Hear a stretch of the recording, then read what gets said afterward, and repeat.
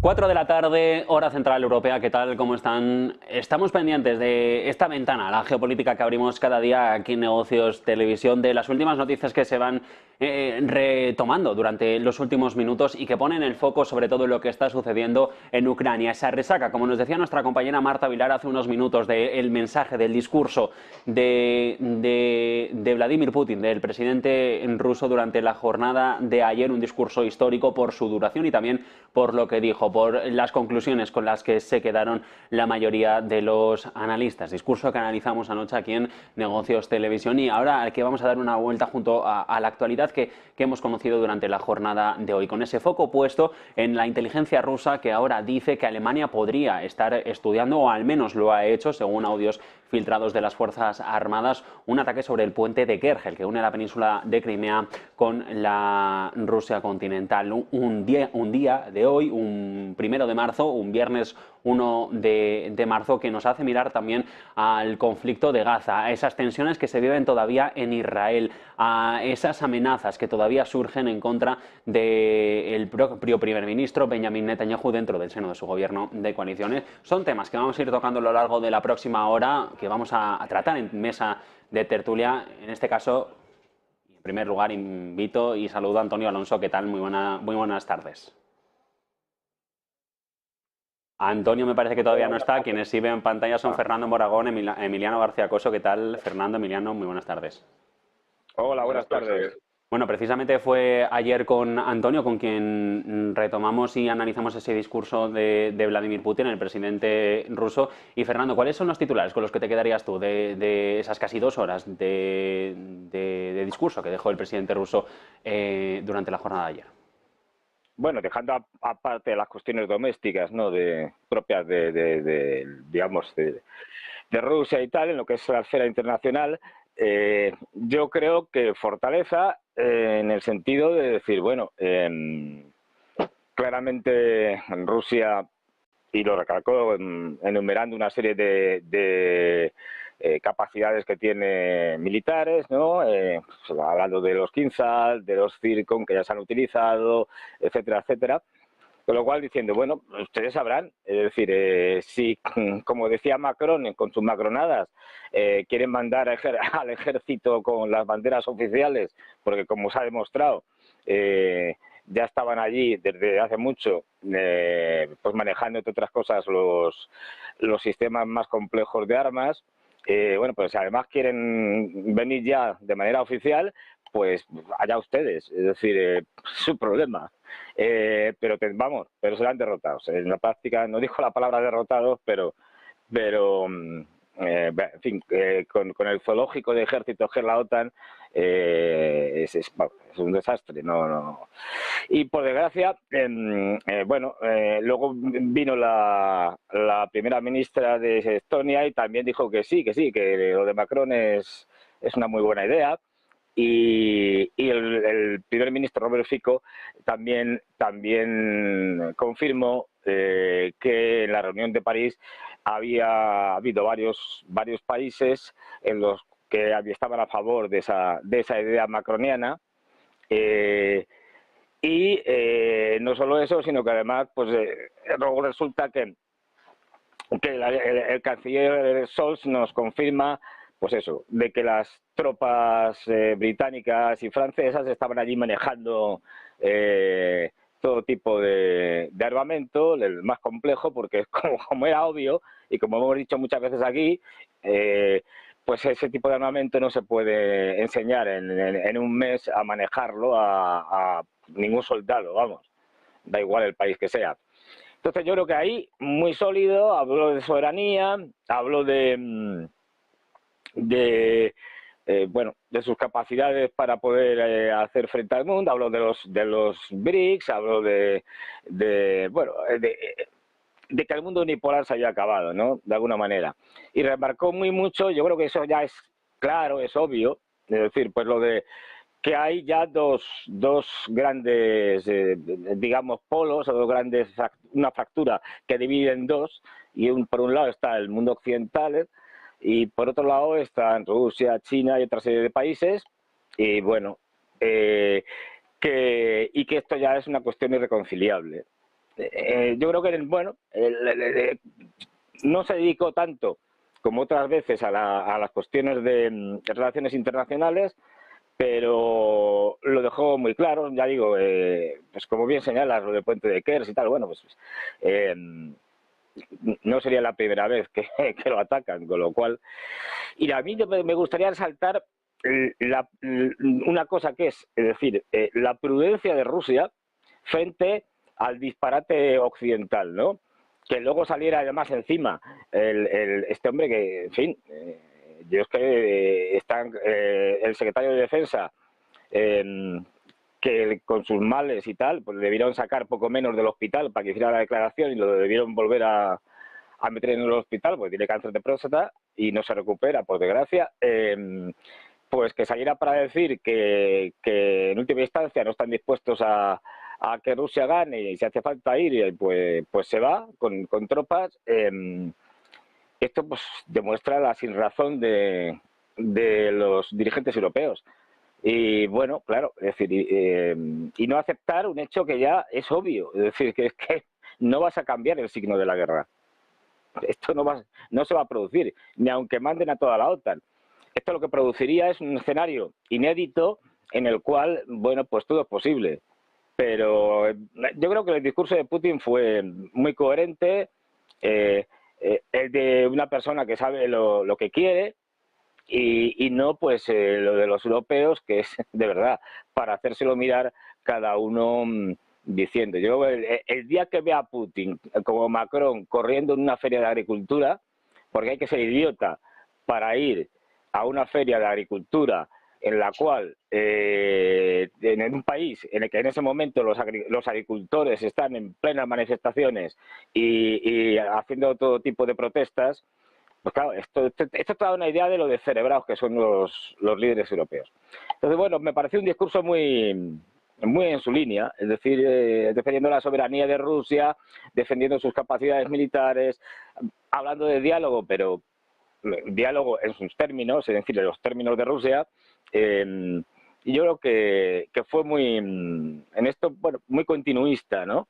Y luego ya se metió en otros temas como la familia, etcétera y tal, en la que no solo habla para los rusos, sino también mencionó, dice, bueno, la familia tradicional y tal, con la que muchas personas, incluso muchas personas de los países occidentales, están de acuerdo con nosotros, con esa concepción del mundo. Y básicamente eso, ¿no? Bueno, lo estamos viendo. Quién se muestra fuerte, en este caso, Rusia, y quién demuestra las debilidades, por otro lado, que es Occidente y, bueno, sobre todo Ucrania, que tiene un ejército ya en una situación muy complicada, puesto que no tiene prácticamente reservas y lo estamos viendo todos los días, ¿no? Aparte el enfrentamiento entre las élites ucranianas, ¿no? Que ya no es que sea patente, ya es que es a cara de perro, como se diría, en plan peliculero, ¿no? Bueno, básicamente eso, ¿no? Cómo contrasta un discurso de una persona que es un líder, un político serio, se puede estar a favor de sus ideas o en contra, de eso lo de menos. Es decir, la cuestión es que tiene las cosas claras y que busca soluciones. Y luego, pues eso, el revoltijo europeo y con el añadido de Estados Unidos, que ahora mismo están sin plan B. Y esto no es que lo diga yo, lo dijo la vicepresidenta de Estados Unidos, En cualquier Kamala caso. Harris, cuando le preguntaron por el tema de Ucrania. Dije, ¿cuál es el plan B? Pues no tenemos plan B. Bueno, Bueno, Fernando, sí, dejas varios temas sobre la mesa. sí. Con ese discurso de Putin, decías, un discurso continuista con los mensajes que se han lanzado desde Rusia en estos últimos meses, unos mensajes que claramente enfrentan al bloque que lidera este país, a ese nuevo mundo con un orden multipolar en el que Estados Unidos, la Unión Europea, ya no son aquellas entidades supranacionales que en parte dirigían los flujos económicos económicos y políticos del resto del planeta. Decía Fernando, es un mensaje continuista el que lanzaba el presidente Putin, un mensaje también de fortaleza económica, ponía en valor esos datos de crecimiento de PIB superiores al 3% en 2023. Y Emiliano, más allá del mensaje continuista, el discurso fue claramente frentista. Sí, bueno, en el fondo es un discurso dirigido, recordemos que hay elecciones ahora en marzo, un discurso habitual en sus 25 años de mandato y que probablemente renueve automáticamente por otros 5 años, es decir, va a estar 30 años en el poder con esa visión de la Guerra Fría y del enfrentamiento con el oeste, al que siempre pintan como el leviatán que quiere acabar con la sociedad, la cultura y los valores rusos. Y bueno, simplemente estamos en una dinámica, tanto por los mensajes y declaraciones en Occidente como los que recibimos del señor Putin, donde se va increciendo en el lenguaje, en la referencia a armas nucleares y a la situación bélica actual. Entonces, bueno, no me esperaba cosa diferente. Tampoco evidentemente tiene que hacer destacar sus logros, que a pesar de las sanciones económicas que no han funcionado por parte de Occidente, pues gracias a la ayuda de China y también de India y de otros, pues ha conseguido, digamos, mantener la economía rusa totalmente orientada hacia el conflicto bélico. Y luego tenemos pues cosas sorprendentes, sorprendentes no, en la propia dinámica y en la propia mentalidad de Putin, diciendo que los países, o sea, que estamos en guerra ya, no de proxy, sino con tropas específicas de mantenimiento y de formación a las tropas ucranianas, pero eso, que yo sepa, en todas las guerras donde han participado potencias, siempre lo que estaban los adiestradores militares o asesores militares externos. Lo ha hecho Estados Unidos, lo ha hecho Rusia lo sigue haciendo también en muchos países africanos. No nos olvidemos de los golpes de Estado en Níger y en Mali, donde Wagner, que no son las tropas, pero en el fondo es un cuerpo de mercenarios a órdenes del gobierno ruso, pues hace exactamente lo mismo. Es decir, que nada nuevo bajo el sol, salvo el incremento del lenguaje, que todos los líderes de Occidente también están intentando poner, digamos, cierta presión a Putin para ver si conseguimos esa famosa negociación o que avancen esas conversaciones de negociación, donde supuestamente en Suiza se tendrán que reunir en un espacio de tiempo razonable para tratar de bajar el conflicto. Y si no lo hacemos, pues la cosa se pone, digamos, bastante oscura, porque si seguimos en este lenguaje belicista por ambos lados, pues bueno, pues puede ser que nos encontremos con una situación de uso de armas nucleares tácticas que ya veremos que no gana nadie, sinceramente. Bueno, la noticia de hoy, según la inteligencia rusa, es que Alemania podría estar preparando un ataque contra el puente de Kerch en la península de Crimea, ese que une el enclave con el territorio continental de Rusia. Y Antonio Alonso, ¿qué tal? Muy buenas tardes, te saludo ahora. Buenas tardes. ¿Hasta qué punto esto podría ser una afrenta directa de un país occidental como Alemania a Rusia? Porque de facto el puente de Kerch es un territorio más que disputado, lo hemos visto desde que estallara el conflicto en 2022. Pues la verdad es que yo no he tenido oportunidad de ver esto que me dices. Es ahora mismo cuando me entero de esta noticia, pero mal camino. Este es muy mal camino. Es decir, yo que hablo con distintos expertos y que algunos de ellos no piensan como yo, ni mucho menos, me decían, no, pero es que Putin está yendo con todo a por la guerra, está empeñado en ir a la guerra, tal. Digo, hombre, míralo desde otro punto de vista, míralo desde el punto de vista de, pues en fin, si tú no tienes nada que perder allí en Ucrania, ¿qué estás haciendo allí en Ucrania? Si no es tocarle las narices a Putin. Es decir, ¿por qué Europa está metida ahora mismo, a día de hoy, en Ucrania? Es decir, ¿por qué hemos enviado dinero? ¿Por qué hemos enviado material de ayuda humanitaria? Bueno, eso por solidaridad con las víctimas civiles, bien, de acuerdo. Pero ¿por qué hemos enviado material no letal? ¿Por qué hemos enviado material letal? ¿Por qué les proveemos información? ¿Por qué les proveemos de satélites? ¿Por qué les proveemos de tanques? ¿Por qué les proveemos de aviones? ¿Por qué les proveemos con formación de sus soldados? Etcétera, etcétera, etcétera. Tenemos algo contra Rusia y lo tenemos nosotros. Sí, lo tienen los líderes europeos, yo no, claro, pero lo tienen los líderes europeos y van a por todas. Roberta Metsola hoy mismo ha dicho que Rusia es una amenaza existencial para la Unión Europea. Hombre, pues habrá que reconocerle a Macron que nos puso delante del espejo y decir, bueno, pues si efectivamente consideramos que Putin es una amenaza existencial para Europa, habrá que echar toda la carne al asador. Es decir, pero insisto, quien está subiendo el tono, quien está subiendo la apuesta es la Unión Europea, porque hasta el día de hoy, y esto en 2 años se puede decir tranquilamente, al menos en estos 2 años, Rusia no le ha tocado ni un pelo a la Unión Europea.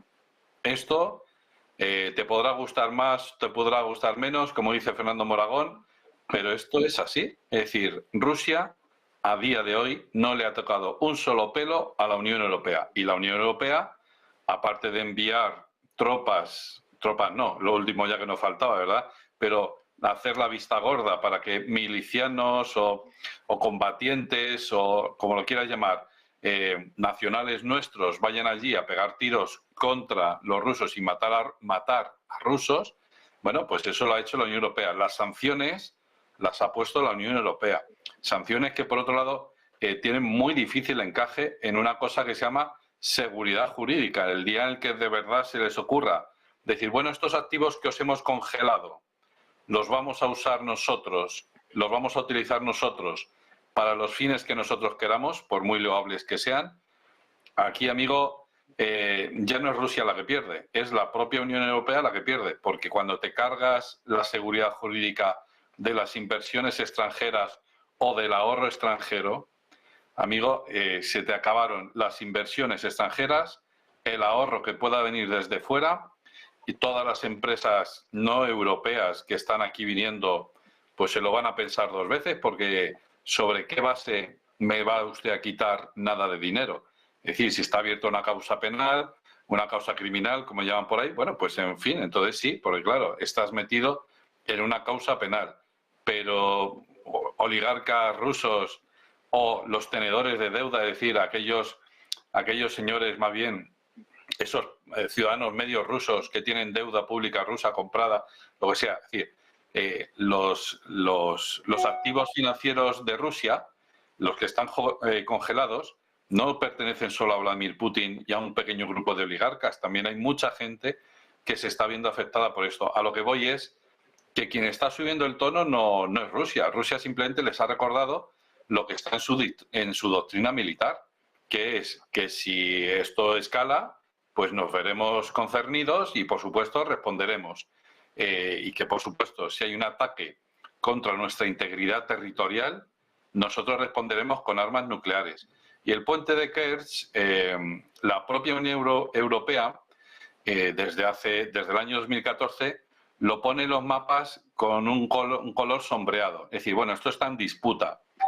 Y pues, chico, sí, es que me has dejado alucinado cuando has dicho que Alemania estaba planeando un ataque contra el puente de Kerch. Es que es de no creérselo. El día que eso pase, pues nada, habrá que ir despidiéndose de los familiares, rezando lo que sepamos, dar gracias a Dios por la vida que nos ha dado y poco más, porque, en fin, de verdad, tan irresponsables son nuestros líderes europeos.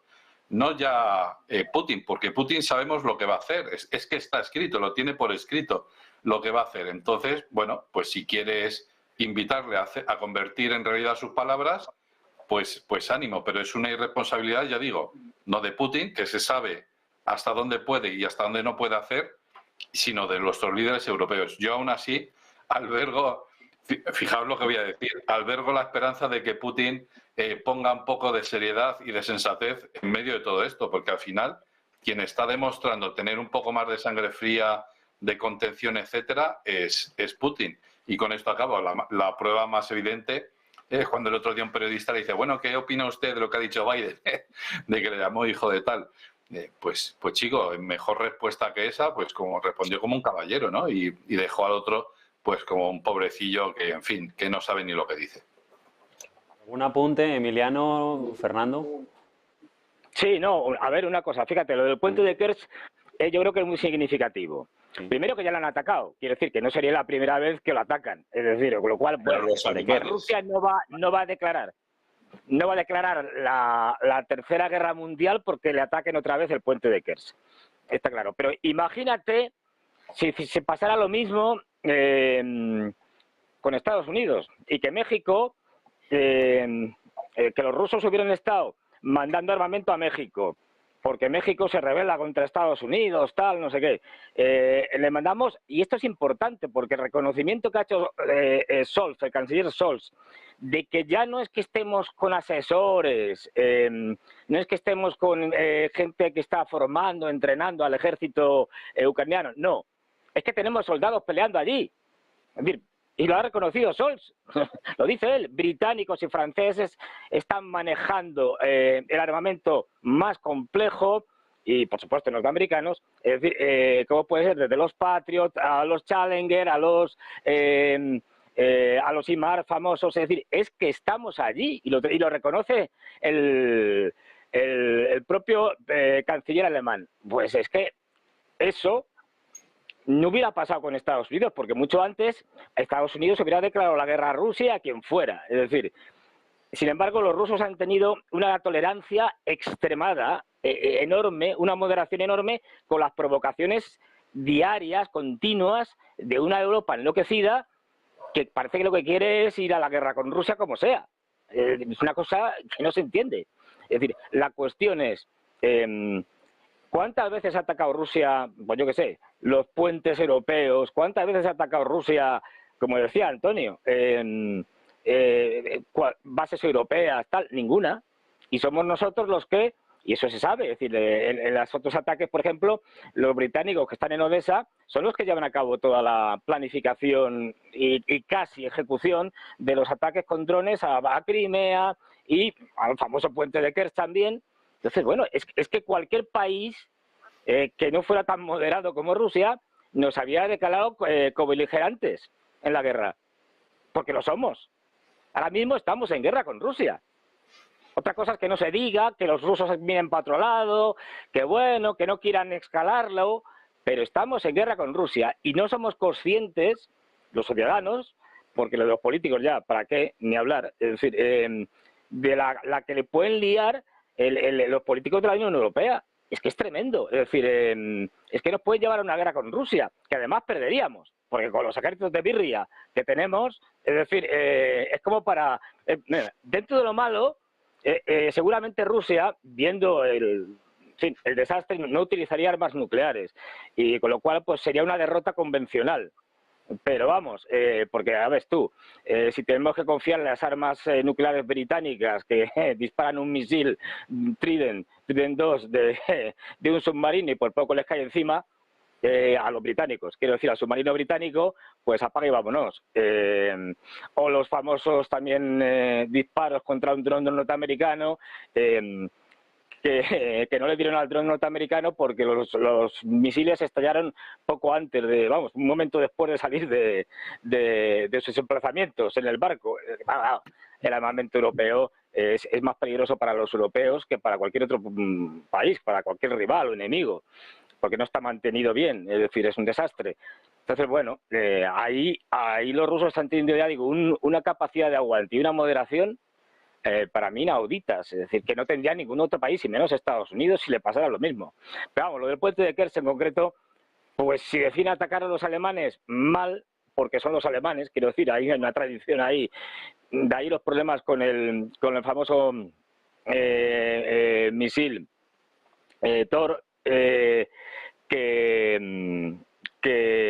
no lo quieren mandar porque tendría un alcance ya de más de 300 kilómetros y eso supondría una provocación. Eso podrían hacer que llegara hasta Moscú.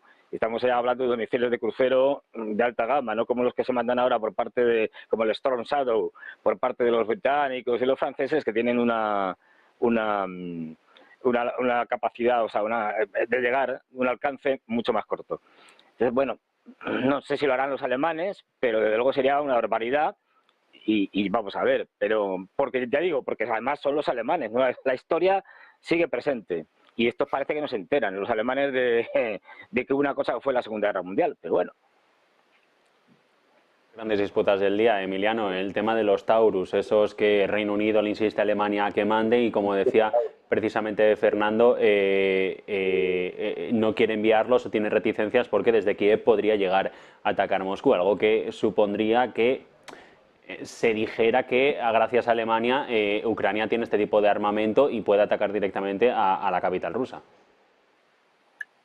Yo, como estamos también en una guerra de desinformación y teniendo en cuenta la fuente que has citado, pues sinceramente tengo serias dudas de que los alemanes hayan manifestado que ellos o su ejército va a atacar el puente de Kerch. El puente de Kerch es un símbolo de ocupación o de unión de Rusia con la península de Crimea, que siempre ha reclamado que es suya.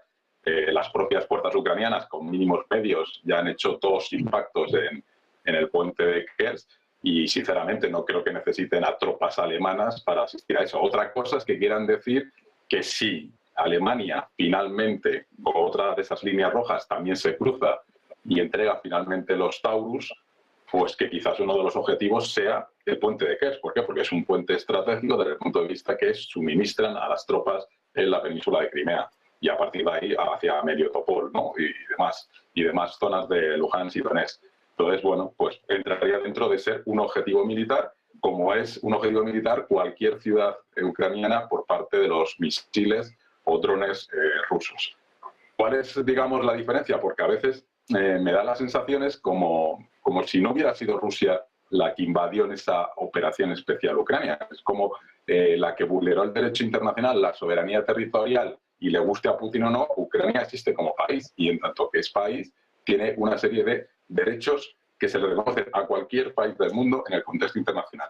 Y el que lo violó fue Putin. Y me gustaría decir que fue Putin, no estoy hablando nunca de rusos, porque precisamente hoy, con un régimen como el ruso, donde cualquier manifestación pública va a la cárcel o si no lo envían al frente, pues si habéis visto las imágenes en el funeral de Navalny, habréis visto que la población rusa estaba ahí, con frío, con posibilidad de que fueran detenidos, y había auténticamente una horda de personas de reconocimiento como Navalny.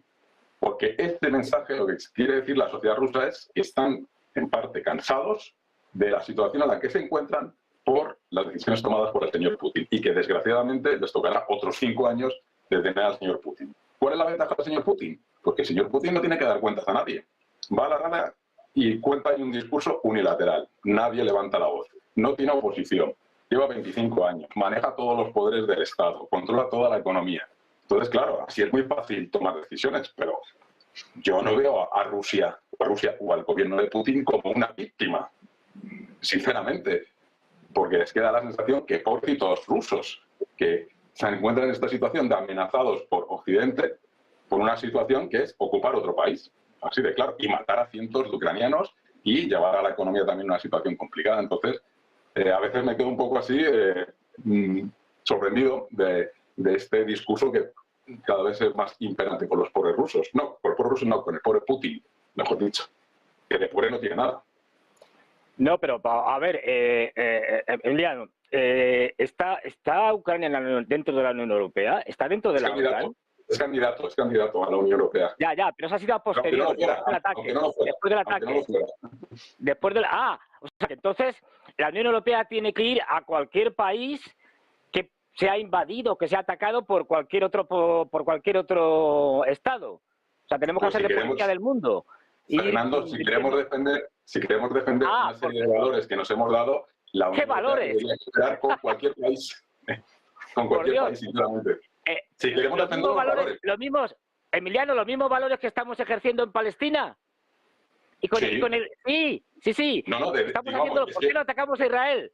Fernando, ¿A qué esperamos? Fernando, que yo estoy totalmente en contra de cualquier medida de apoyo a Israel. O sea, lo mismo que he dicho de Rusia, lo puedo decir de Israel, porque es acabar y cometer un genocidio. Lo que digo es que si queremos tener unos valores como sociedad, pues tenemos que ayudar a terceros estados que se encuentren lo mismo, sea en Ucrania, sea en Latinoamérica o sea en África. Claro, es exactamente igual. Porque si no vamos abocados a regímenes autoritarios en el mundo mundial. Y así... No, pero Emiliano, el problema es el doble rasero. O sea, cuando yo quiero, soy demócrata y defiendo las democracias y los valores occidentales. Cuando no me interesa, no los defiendo. Y permito que Israel haga lo que quiera. Un genocidio, digo, hoy pobres palestinos. Fíjate qué malo es Israel. Pasamos a otra cosa. Fernando, ese es el problema de Europa, que no tiene credibilidad. porque Fernando, aplica dobles raseros constantemente. Fernando, yo creo que en el caso de Israel, como habrás visto al señor Borrell, que ya no puede entrar en Israel, creo, y como muchos otros líderes, incluido el gobierno español, creo que la posición es claramente que lo que está haciendo Israel es absolutamente inadmisible. Y los mismos criterios que tenemos de defensa de los valores que nos hemos dado y que hemos creado a través de convenios es aplicable tanto a Rusia como a Israel. Entonces, ¿y por qué no le hacemos las mismas sanciones económicas a Israel que a Rusia? Sería lo justo. Sí. Pero Fernando, estaría totalmente de acuerdo que así fuera. Fíjate, totalmente de acuerdo. Ya, igual que Irán. Pero sin embargo no lo hacemos. Quiero decir, no digo tú, digo la Unión Europea, no lo hacemos. Claro. Lo que demuestra el doble rasero. Quisiera añadir un par de cosas a lo que ha dicho Emiliano. O sea, yo veo el punto de Emiliano, pero yo creo que hay que responder también a la pregunta de, porque has dicho, quien violó el derecho internacional fue Putin, claro, porque invadió otro país. Pero hay que tener en cuenta otra cosa, que es que a ver cuándo empieza la guerra. Porque la guerra empieza en el 2022, pues a lo mejor no, a lo mejor hay que irse al 2014. El 2014, que efectivamente Putin ocupa la península de Crimea. Bien, de acuerdo. Pero ¿por qué la invade? ¿Por qué la ocupa? ¿Por qué envía también tropas a ayudar, a auxiliar a los paramilitares de Donetsk y Lugansk? Porque le apetece. Es que esa es la historia. Hay que responder bien a esta pregunta. Si Putin empieza esta guerra porque le place o porque le nace de dentro ese ser expansionista que lleva dentro desde pequeño, o porque a lo mejor hay una serie de motivos que le llevan a hacer eso. Por la inacción de la llamada comunidad internacional, porque ve que otros países violan el derecho internacional y aquí no pasa nada. Dice, bueno, pues ahora a lo mejor ya me he cansado yo de que me tomen el pelo, que esto es muy importante. El que me tomen el pelo, eso está firmado y sellado. O sea, que durante la perestroika le dijeran a Gorbachev y a su gente not one inch, que no nos vamos a extender hacia el este de la OTAN, eso está firmado. Es decir, es verdad que es una conversación privada, pero eso luego pasa a un memorándum, los americanos lo dejan por escrito y ahí está, en los archivos, y cualquiera lo puede ver. Luego, más adelante, le garantizan, es decir, para convencerle de que se llegue a la unión de las dos Alemanias, le dicen, mira, Alemania va a entrar en la OTAN, ¿vale? No pasa nada, va a entrar en la OTAN, pero te garantizamos que no vamos a enviar armas nucleares allí. Y ahí las tienes, las armas nucleares. Y esto es un acuerdo, el acuerdo 2+4, si no recuerdo mal, se llama. Tío, te hemos tomado el pelo 1, 2, y la tercera son los acuerdos de Minsk. Cuando ya públicamente todo el mundo, y lo han dejado por escrito, es la oportunidad que aprovechamos para ir entrenando y armando a Ucrania.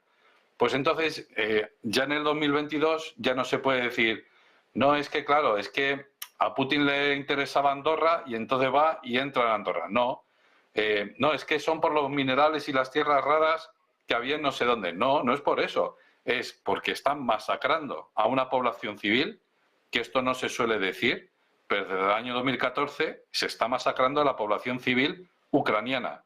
Los ucranianos de Kiev, el gobierno, está masacrando a la población civil en el este. Es lo que dices tú, ¿ha violado el derecho internacional? Pues sí, pues es verdad.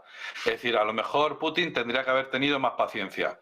Pues a lo mejor tendría que haber probado otros mecanismos de negociación, de conciliación.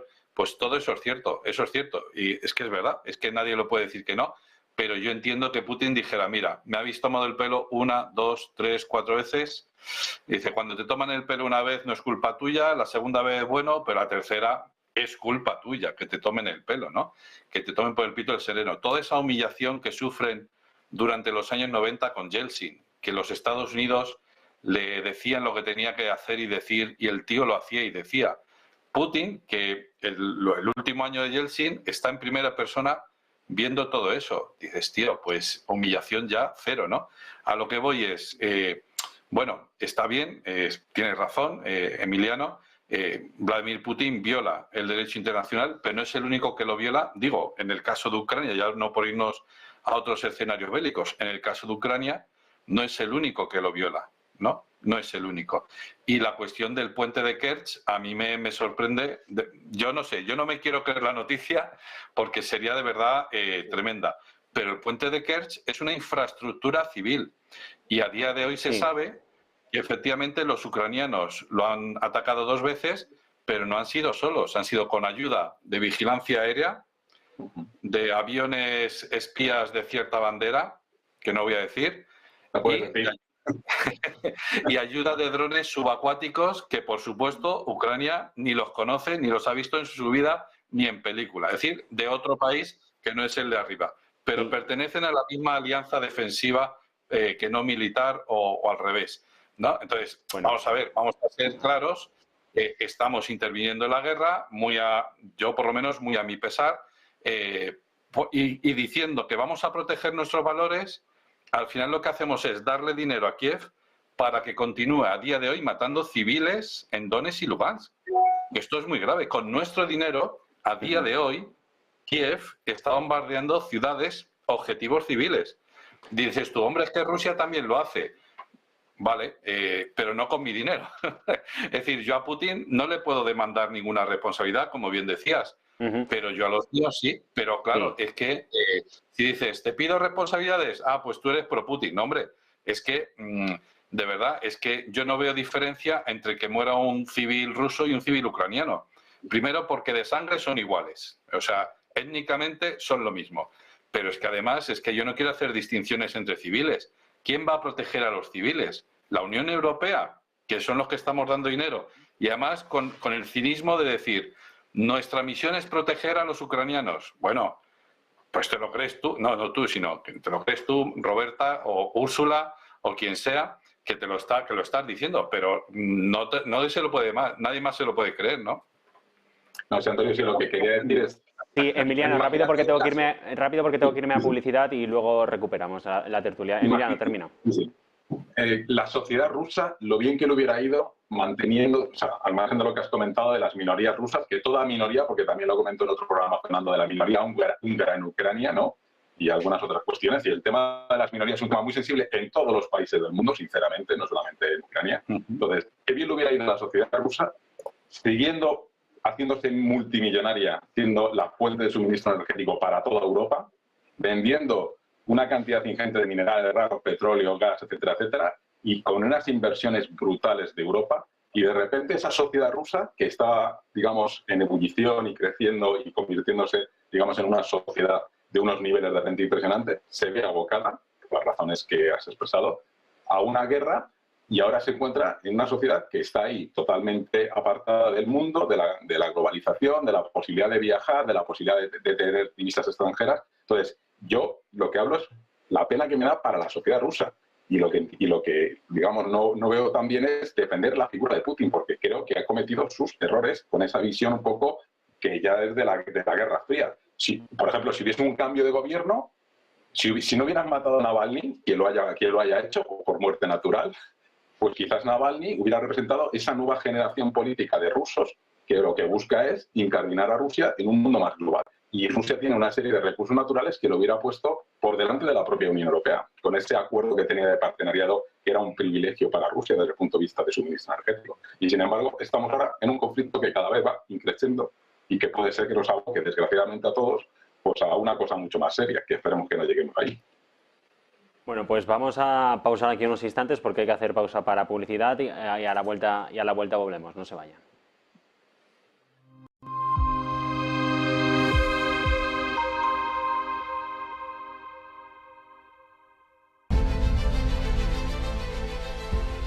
No puede volver atrás y cambiar el principio, pero puede comenzar donde está y cambiar el final. En Luna Sevilla queremos ser su asesor financiero de referencia para mejorar su presente y su futuro patrimonial, prestando nuestros servicios como agentes de Caser Asesores Financieros. Somos una empresa con una clara apuesta por la formación de calidad, la información transparente y objetiva, y por el asesoramiento financiero personalizado y continuado. Visite nuestra web lunasevilla.es o llame al 91 762 3442.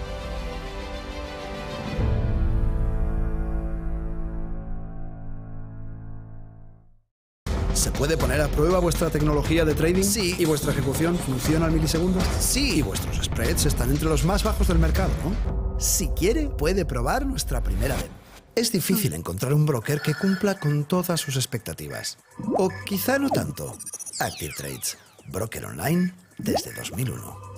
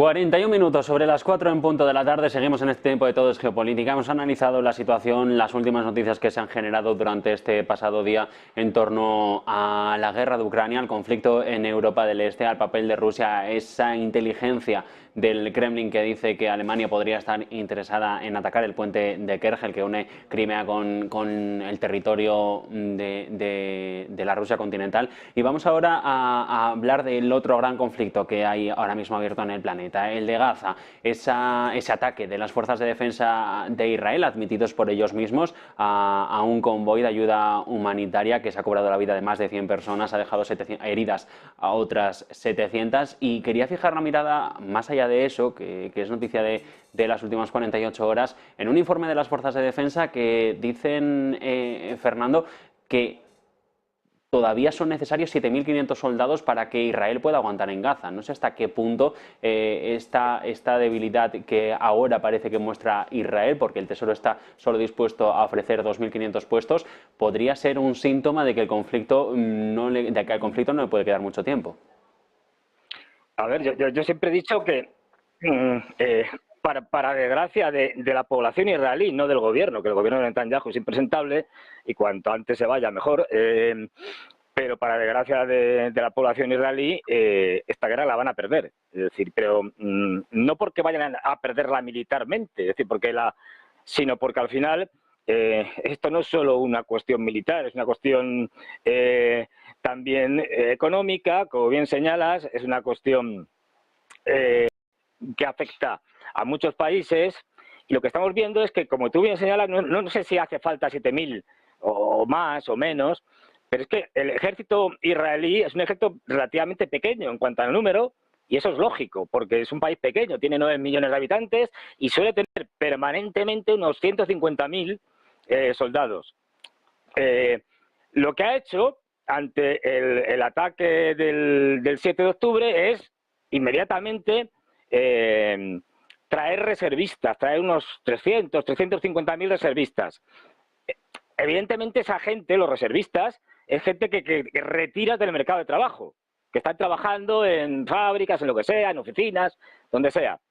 Y eso le pasa factura económica a Israel. Encima tienes que tener el ejército dividido, es decir, una parte del ejército está en Gaza, pero otra tiene que estar en el norte para esa guerra de baja intensidad que tienen con Hezbollah. Y además, como hay esa guerra de baja intensidad, tienes a unos 200.000 colonos israelíes que han tenido que salir del norte y que están protestando diciendo, oiga, que quiero que esto acabe y tal, porque quiero volver a mi casa. Entonces, desde el punto de vista económico, y encima tienes a los Houthis en Yemen destrozando la economía israelí, porque al no poder pasar barcos por el estrecho de Bab el-Mandeb, pues eso hace que al puerto de Eilat ya prácticamente no llegue nadie. Yo creo que ahora mismo, y ojo, y llevamos ya, pues vamos por el 5.º mes, creo, corregirme si me equivoco, de guerra. Esto le está pasando factura al ejército israelí, porque aunque Estados Unidos le pueda suministrar todo tipo de armamento, de municiones y tal, y de eso no, digamos, no carezcan, pero tiene un problema de hombres. Es decir, es que una de las razones por las que se para relativamente el conflicto en Gaza es porque, primero, tienen que atender también al del norte, al de Hezbollah, y segundo, porque tienen que dejar descansar a las unidades que han estado luchando en Gaza. Y como no tienen suficiente gente para hacer el número de rotaciones necesarias, tienen que parar, hacer una pequeña pausa, bajar la intensidad de los ataques a Gaza, sobre todo los ataques por tierra, me refiero, es decir, de esa ocupación que estábamos viendo del norte de Gaza por tropas israelíes, tienen que pararla porque no tienen suficiente gente. De ahí que va a ser absolutamente necesario, como parece ser, y como bueno, la guerra parece que no va a terminar, desgraciadamente, en poco tiempo, de que tengan que hacer unas nuevas movilizaciones de reservistas. Y esto ya está empezando a, digamos, a molestar, lógicamente, a los reservistas que tienen que ir allí y a afectar económicamente. Pero esto no es que lo digan los palestinos o los pro-palestinos, es que los propios israelíes, el propio que fue embajador aquí en España, Shlomo Ben-Ami, lo ha dicho, es decir, esto es un desastre para la economía israelí que se puede hundir completamente. Entonces, yo creo que Israel va a tener ahí un problema, ese junto con las protestas que ya hay por parte de la población israelí con el tema de los rehenes y que quieren una solución ya. Israel se encuentra en una situación muy grave. Así que seguramente tendrá, no sé si 7.000 o 10.000 o 20.000 o los que sean, pero que tendrá que tirar nuevamente de reservistas, seguro, porque no tiene capacidad con su ejército, digamos, habitual, profesional, para hacer frente a los conflictos que ahora mismo tiene. Eso está claro. Y eso le pasa factura, económica, social y de todo tipo. Y hay voces dentro del partido, bueno, dentro del gobierno de Netanyahu, ese gobierno de unidad nacional, que piden elecciones y precisamente él en las últimas horas ha dicho que no hay que, vamos a decirlo coloquial, calentarse la cabeza con una cita con las urnas porque la situación en Israel no lo permitiría. No sé si también es una manera de agarrarse al poder, con todas las consecuencias, pero de agarrarse al poder.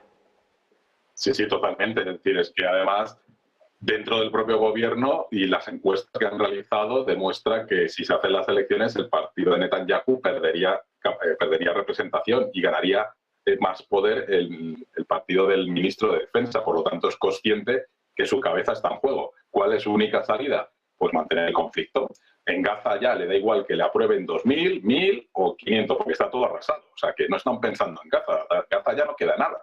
Quedan los pobres que han sobrevivido al bombardeo constante y los que van a morir por la hambruna, que en los intentos de alimentarse además matan a inocentes. Bueno, algo ya absolutamente fuera de cualquier valoración ni legal, ni moral, ni ética. Pero bueno, entonces, quizás la táctica esté por parte de Netanyahu cuando pide ese volumen es que está pensando en Cisjordania, porque es que Cisjordania lo tiene con colonos, lo tiene ocupada, etcétera, etcétera, pero está haciendo operaciones permanentes también en Cisjordania, y en Cisjordania sí que puede ser que necesiten un mayor volumen de soldados.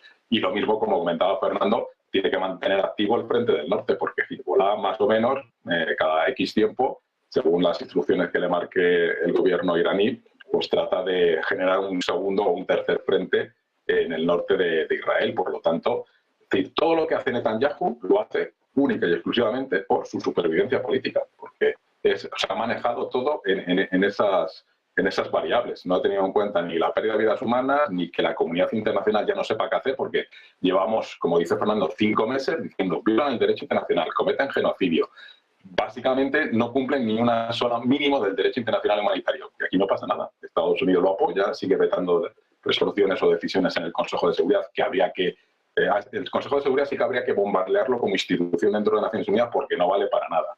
Y luego, además, Europa pues hace lo que puede, pero a Netanyahu y al gobierno israelí le importa hacer lo que opine Europa, porque sabe que Lo único que necesita es el apoyo de Estados Unidos. Lo que digamos los europeos, básicamente, se la trae sin cuidado. Emiliano, creo que te tienes que ir, así que te despido ya. Un placer y buen fin de semana. Buen fin de semana, Fernando. Buen fin de semana. Y Fernando, me quedo contigo precisamente recogiendo ese guante del Consejo de Seguridad de Naciones Unidas, porque Estados Unidos, y es noticia de estas últimas horas también, ha vuelto a vetar una resolución de los países árabes que volvían a poner el foco sobre Israel, querían condenar las actividades del gobierno de Netanyahu por ese ataque que hemos visto en las últimas horas contra un convoy de ayuda humanitaria. Estados Unidos no sé hasta qué punto tiene un papel que va a poder defender mucho más tiempo ante Naciones Unidas.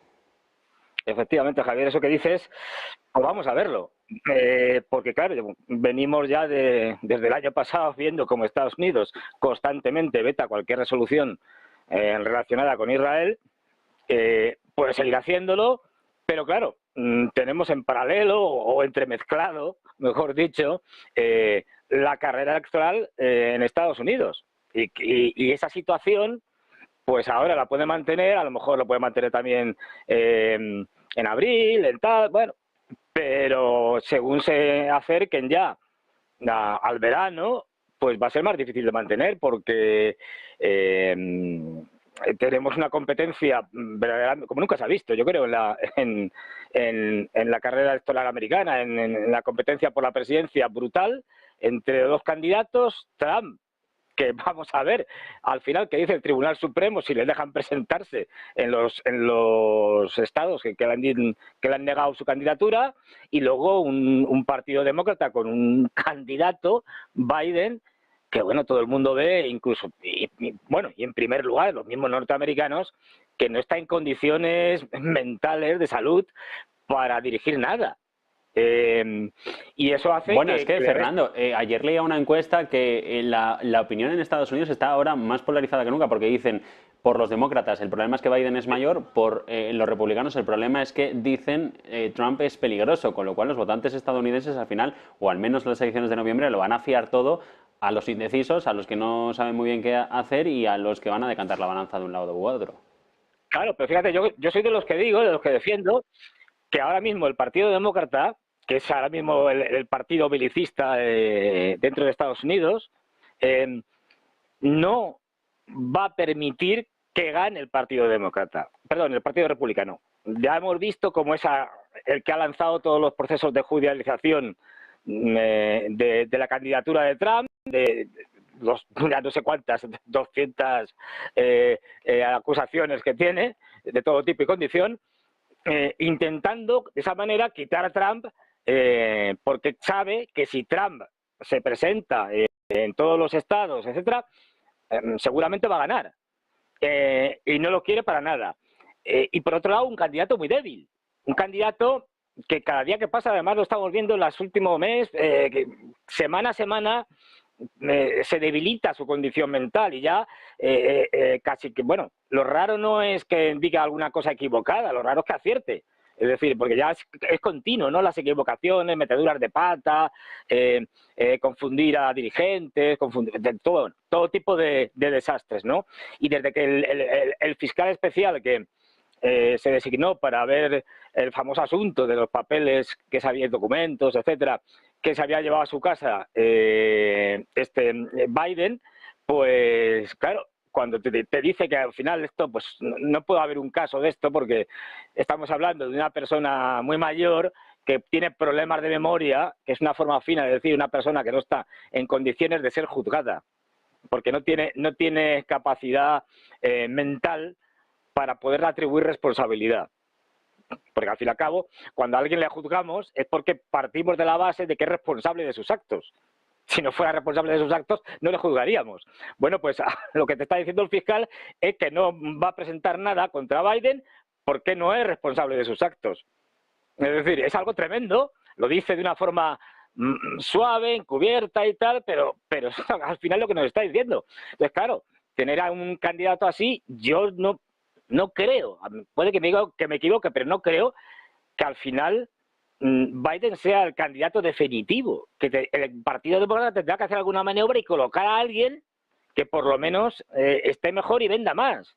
En su momento se habló de Michelle Obama y tal, bueno, no lo sé, pero es que de hecho ya hay muchos congresistas republicanos que están viendo la posibilidad de inhabilitar a Biden, pues eso, Sí. porque no está ya en sus cabales. Fue el caso de Michelle Obama la semana pasada. Ella misma dijo que no se iba a presentar. Kamala Harris, no sé si es que es la eterna candidata, que en eso se va a quedar, en la eterna candidata.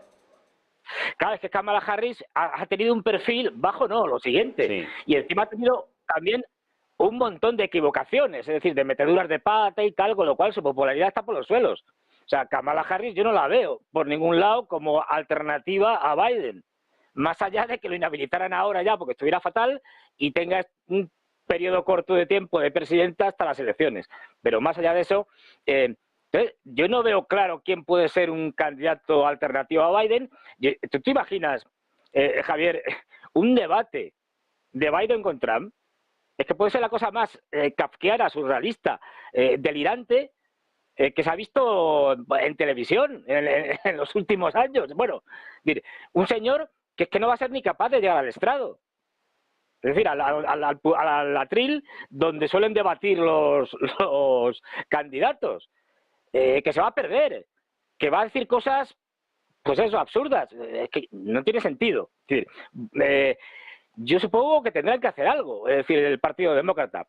Y en relación con Claro, lo que pero Fernando, pero el problema es que no hay una alternativa. Para Biden, dentro de las filas demócratas, no hay nadie que le pueda hacer frente, al menos, o no hay nadie, o no quieren que haya nadie, y por la parte republicana a Donald Trump se le pone frente a Nikki Haley, pero tampoco las bases están apoyando esto, con lo cual no hay una alternativa ni tanto para Biden como para Trump. Te pido brevedad porque estamos ya sin tiempo. Fíjate, no creo que ocurra, pero quién sabe. Es decir, fíjate que podría ser, por poder, o sea, dentro del ámbito enorme de posibilidades y combinaciones que tenemos, podría ser que el Tribunal Supremo inhabilitara a Trump y podría ser que por razones médicas, por razones mentales, se inhabilitara a Biden y nos quedaríamos sin los dos candidatos. Como poder, quiero decir, como opción, no es descartable, no es fácil, pero al final, claro, la política estadounidense da muchas vueltas, Fernando. Veremos. Ya, ¿no? Sí. Por eso digo, todo puede pasar, pero desde luego yo tengo claro que los demócratas no van a perder y además tenemos un problema grave. Y es que pase lo que pase, cuando el candidato que sea gane las elecciones, el partido contrario no le va a reconocer como candidato elegido. Sí, Fernando, es que me quedo ya sin tiempo. Pues, y tenemos un problema. Ya lo hemos visto con la situación en Texas, este año, en enero. Veremos hacia dónde vamos. Fernando, es que ya voy sin tiempo. Una guerra civil. Fernando. Aunque parezca algo tan absurdo, pero sí, perfectamente. Con esa fractura que señalabas entre los votantes republicanos y demócratas. Fernando, es que nos quedamos sin tiempo, así que esto lo dejamos para otro asunto. Buen fin de semana. Igualmente, gracias. Hasta luego. Nosotros, unos segundos, y Marta Vilar, Conexión Vilar, con toda la actualidad del mercado. De vuelta aquí a Negocios en unos instantes.